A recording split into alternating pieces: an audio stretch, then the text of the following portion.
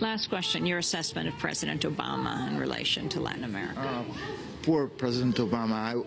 I was also almost euphoric about President Obama's election. I was so enthusiastic, no?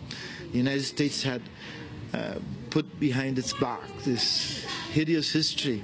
When I arrived at the United States, I should say to you, I went to New Orleans to a high school, a Catholic high school there, but Africans could not sit in the same seats that we sat. They could not come to the same Catholic high school that I went to, nor to the same university, Tulane University, that I later, there were no admissions of Africans in these universities.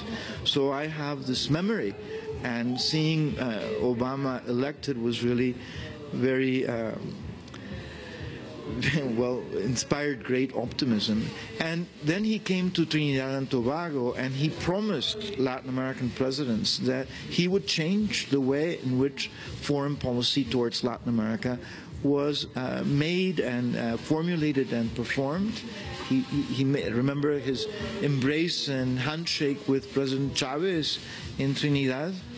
So we were all very hopeful, in fact, that he would be able to prevail.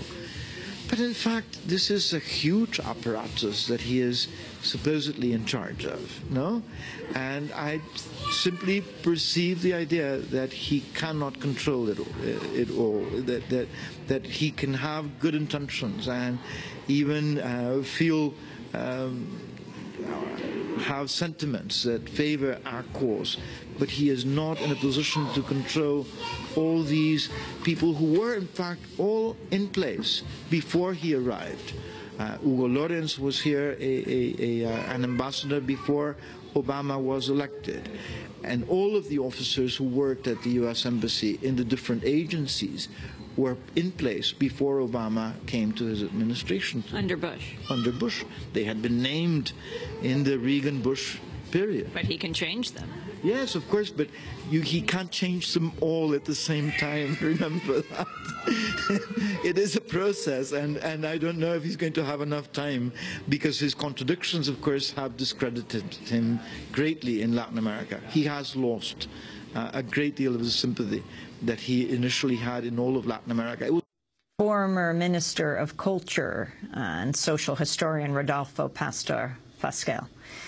This is Democracy Now!, democracynow.org, The War and Peace Report. Fasquel fled Honduras after the coup. He taught at Harvard University. He's just recently returned home. Back in a minute.